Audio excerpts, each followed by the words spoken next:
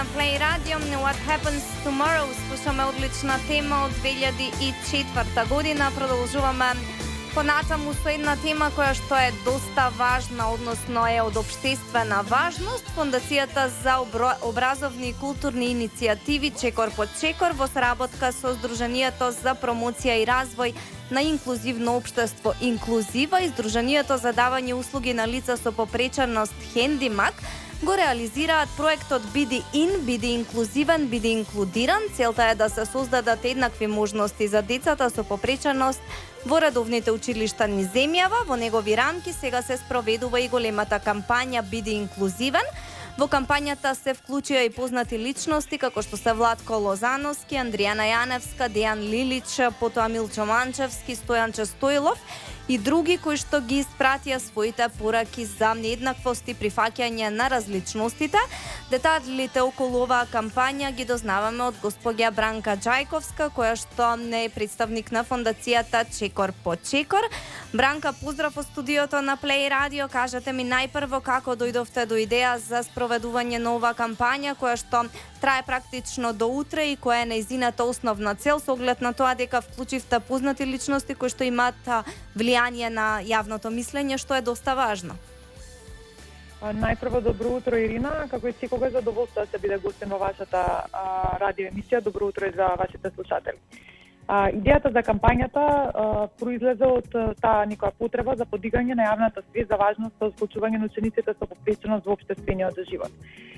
Навистина, како што и најавивте, собравме успешни докажани имиња да ја поддржат и да се вклучат во оваа кампања и веруваме дека вклучувањето на овие личности ќе придонесе јавноста да погледне во својот идол, да се поистовети со овие успешни личности и да подаде рака за прифаќање на оние кои што се најранливи.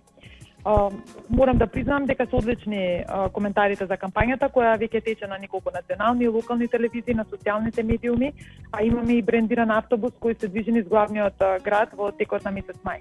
Особено сме благодарни да вас како медиум, бидејќи ја покривате оваа кампања и со тоа уште еднаш ја покажувате вашата општествена одговорност како медиум. Така, многу ви благодариме, ние со задоволство ги поддржуваме сите ваши кампањи. Проектот Биди Ин, биди инклузивен, биди инклудиран започна во септември минатата година, кога практично го имавме и првиот разговор со вас. Тогаш доделивте 300 стипендии за деца со попреченост, сега доделувате уште 150. Кажете ми каде и како може да се пријават сите заинтересирани и кои се условите кои што треба да ги исполнуваат? Така, Ирина, минатиот пат кога имавме прилика да зборуваме, кога имавме претходното интервју, како дел од нашиот проект беше најавен првиот оглас за доделување на стипендии. Сега на веб страната на фондацијата Чекор по Чекор, која што е www.stepbystep.org.mk, слушателите може да го најдат вториот оглас за стипендии за ученици со попреченост. На овој оглас може да се поднесе апликација за учениците со попреченост кои што се деца со попреченост кои што во учебната 2021-2022 година ќе се запишат во прво оделение. Овие ученици мора да имаат и да поседуваат документација за видот и степенот на попреченост. Треба да се ученици кои што не се корисници на било каква друга стипендија, која што е доделена од било која друга институција или компанија. И исто така ученици на кои на родителот и старателот кој аплицира по името на кандидатот на стипендијата не му е земено родителското право. Задржувањето на стипендијата откако ќе се добива секој месец во текот на таа учебна година, а може да ја задржат стипендијата во текот на целиот тек на проектот, секако доколку редовно посетуваат настава, согласно препораките за безбедно посетување на настава во услови на пандемија со COVID-19.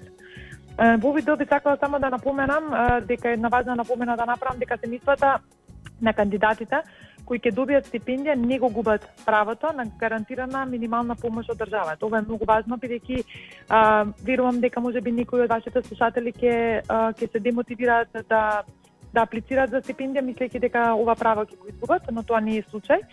Аплицирањето е многу едноставно. Нашиот тим, како и тимовите на партнерите кои што ги спомнавте во најавата, Хендимак и Инклузива, стојат апсолутно на располагање на веб страната која што ја споделив, ги имаат слушателите нашите контакти и сме во целост на располагање на сите заинтересирани да им помогнеме во процесот на аплицирање.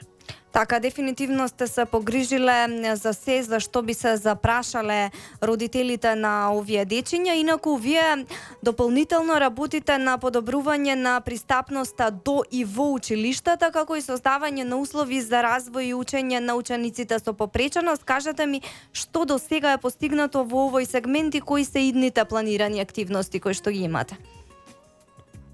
Работиме многу посветено на ова прашање. Подготвеноста на училиштата, нивната пристапност, како што кажавте, до и во училиштата, нивните услови за работа внатре во училиштата се еден од нашите главни приоритети.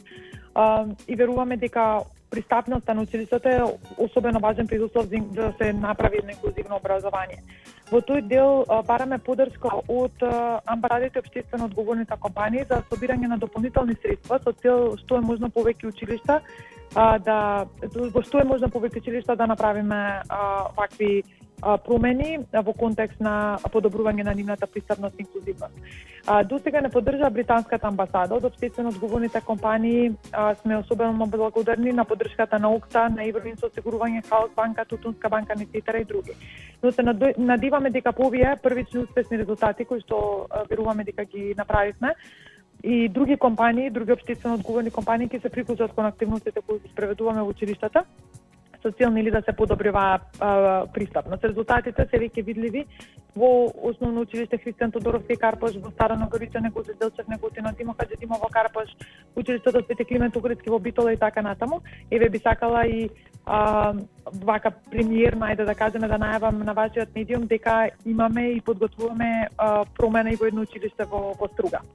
На нашата Facebook страна има видео и фотографии од овие успешно реализирани активности и вашите слушатели ќе можат да видат што успеваме да сработиме за буџети кои што се движат меѓу 3 и 5.000 евра. Значи, не се работи за многу големи средства, но промената која што се прави во училиштата е огромна. Уште еднаш кај и преку вашиот медиум сакам да апелирам до општествено одговорните компании да стапат во контакт со нас и заедно да направиме промени кои што ќе бидат од огромно значење за учениците со попреченост.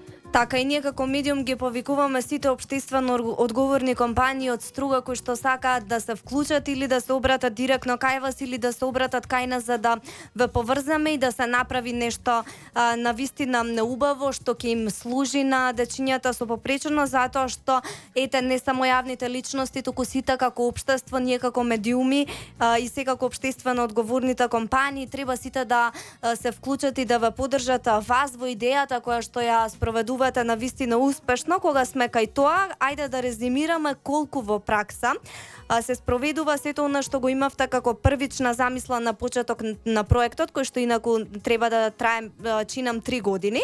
Па кажете ми што се постигнавте до денеска, со какви предизвици се соочувате?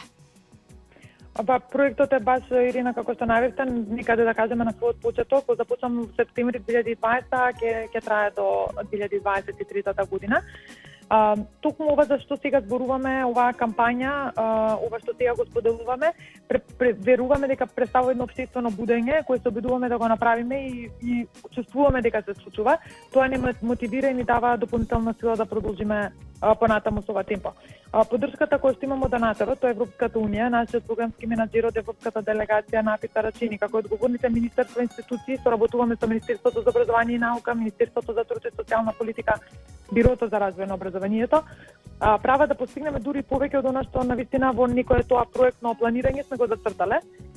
Веруваме и чувствуваме дека оваа промена на свесноста се случува и дека следниот пат кога имаме прилика да се чуеме ќе имаме уште повеќе со што да ви се пофалиме, а искрено се надеваме дека наскоро ќе дојдеме во Струга, ќе можеме можеби во живо да гостуваме во вашиот медиум, а и да се пофалиме за некои планови кои што ги имаме баш за вашиот град. Така, со оглед на тоа дека ја споменавте токму и Струга и училиште во Струга кое што каде што ќе работите, во секој случај ние ќе ве поканиме со задоволство да ни бидете гости во живо и да ги представиме промените кои што вие ќе ги правите во нашиот град. Бранка, јас многу ви благодарам за разговорот, секогаш е убаво кога промовираме реализација на вакви идеи кои што се многу важни, така ја будиме свеста кај луѓето за прифаќање на различностите и секако за создавање на достојни услови за дечињата со попреченост и во Струга и во цела Македонија, што значи дека следно ќе се видиме јас и вие во живо, секако со екипата на Play Radio, а граѓаните верувам ќе не слушаат со задоволство. Голема благодарност уште еднашка и се гледаме наскоро. Така, ние продолжуваме со добра музика, ова е Play Cafe на Play Radio, останете заедно со нас.